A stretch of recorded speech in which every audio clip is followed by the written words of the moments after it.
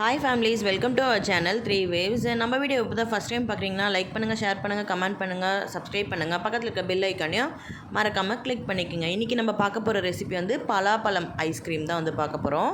அதுக்கு வந்து நான் ஒரு பேன் எடுத்துக்கிறேன். அதில் வந்து ஒரு 1/2 லிட்டருக்கு நான் வந்து பால் வந்து ஆட் பண்ணிக்கிறேன். இதில் எதுவுமே வந்து தண்ணி எதுவுமே ஆட் பண்ணாமல் நல்லா வந்து கொதிக்க வச்சு எடுத்துக்கோங்க. பால் கொஞ்சம் பொங்கி வந்ததுக்கப்புறம் நம்ம வந்து தேவையான சர்க்கரையை வந்து இது கூட ஆட் பண்ணிக்கலாம். பாருங்கள், எனக்கு வந்து பால் வந்து நுரக்கட்டி பொங்கி வந்துருச்சு. இப்போ நான் இதை நல்லா வந்து மிக்ஸ் பண்ணி விட்டுக்கிறேன். நீங்கள் வந்து அடிகனமான பாத்திரம் இல்லைனா நான்ஸ்டிக்கில் வந்து பண்ணுங்கள். அப்போ தான் வந்து கீழே அடி பிடிக்காது, இல்லைனா வந்து அடி பிடிக்கும். கைவிடாமல் மிக்ஸ் பண்ணி விட்டுக்கிட்டே இருங்க.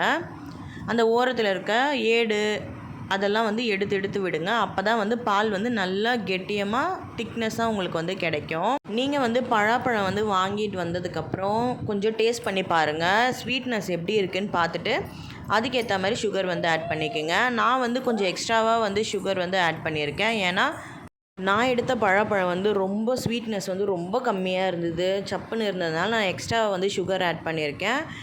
நீங்கள் உங்கள் பழத்தோட ஸ்வீட்னஸ் பொறுத்து நீங்கள் வந்து சுகர் வந்து ஆட் பண்ணிக்கோங்க. நான் சுகர் ஆட் பண்ணதுக்கப்புறம் நல்லா வந்து மிக்ஸ் பண்ணி விட்டுக்கிறேன். இது நல்லா வந்து கொதி வரணும், சுகர்லாம் நல்லா கரைஞ்சி வரணும்.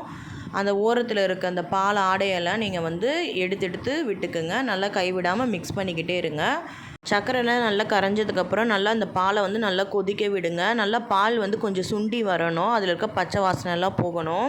பால் வந்து நல்லா திக்காயிடுச்சு, ஓரளவு நல்லா சுண்டி வந்துடுச்சு. இந்த ஸ்டேஜில் வந்து நான் அடுப்பை வந்து ஃபுல்லாக சிம்மில் வச்சுக்கிறேன். இப்போ இந்த ஸ்டேஜில் வந்து என்ன பண்ணோம்னா, நான் ஒரு 3 டீஸ்பூன் கார்ன்ஃப்ளவர் மாவு வந்து நான் கரைச்சி வச்சுருக்கேன். அதை வந்து இதோடு நான் வந்து ஆட் பண்ணிக்கிறேன். அடுப்பு வந்து சிம்லேயே இருக்கட்டும். ஏன்னா வந்து கார்ன்ஃப்ளவர் மாவு வந்து வேக அடியில் வந்து அடி பிடிக்கும். அதனால் கைவிடாமல் நல்லா மிக்ஸ் பண்ணி விட்டுக்குங்க. சிம்லேயே வச்சு நல்லா மிக்ஸ் பண்ணி விட்டுக்குங்க. உங்களுக்கே வந்து பார்த்தா தெரியும், இந்த பாலை வந்து மிக்ஸ் பண்ணி விட நல்லா வந்து திக்காகிட்டே வரும். இந்த கார்ன்ஃப்ளவர் மாவு ஊற்றுனதுக்கப்புறம் பார்க்கவே நல்லா க்ரீமியாக இருக்கும். பாருங்கள் எவ்வளோ திக்காகிடுச்சின்னு பாருங்கள். நல்லா வந்து ஒரு 5 மினிட்ஸ்க்கு கைவிடாமல் நல்லா மிக்ஸ் பண்ணி விட்டு எடுத்துக்கோங்க. கார்ன்ஃப்ளவர் மாவு போட்டதுக்கப்புறம் ரொம்ப நேரம் வந்து ஸ்டவ்வில் வச்சு நீங்கள் மிக்ஸ் பண்ணி விடணும்னு அவசியம் இல்லை. ஒரு 5 to 7 மினிட்ஸ்லேயே வந்து நல்லா திக்காகிடும். நீங்கள் அதுக்கப்புறம் வந்து ஸ்டவ் வந்து ஆஃப் பண்ணி நல்லா ஆற வச்சு எடுத்துக்கோங்க. உங்களுக்கு பார்த்தாவே தெரியும் நல்லா வந்து திக்காகிடுச்சு. இந்த மாதிரி திக்காக ஆனதுக்கப்புறம் நீங்கள் ஸ்டவ் வந்து ஆஃப் பண்ணி இதை வந்து நல்லா வந்து ஆற வச்சு எடுத்துக்கோங்க. இந்த பேட்டர் ஆறதுக்குள்ளே நான் வந்து பலாப்பழத்தை வந்து குட்டி குட்டியாக வந்து கட் பண்ணி மிக்ஸி ஜாரில் வந்து சேர்த்து வச்சுருக்கேன். இப்போது இந்த பழத்தை வந்து நம்ம நல்லா மிக்சியில் பிளெண்ட் பண்ணி எடுத்துக்கலாம். தண்ணி எதுவும் சேர்க்காதீங்க. அப்படி வந்து உங்களுக்கு சரியாக அரைப்படலை அப்படின்னா வந்து கொஞ்சமாக பால் மட்டும் ஆட் பண்ணி நீங்கள் வந்து பிளெண்ட் பண்ணி எடுத்துக்கோங்க. இந்த அளவு நல்லா லிக்விடாக வந்து உங்களுக்கு பிளெண்ட் ஆகியிருக்கணும். அப்போ தான் வந்து உங்களுக்கு ஃபைனலாக நம்ம ஐஸ் மாதிரி ரெடி பண்ணதுக்கப்புறம் சாப்பிடும்போது உங்களுக்கு சூப்பராக இருக்கும்.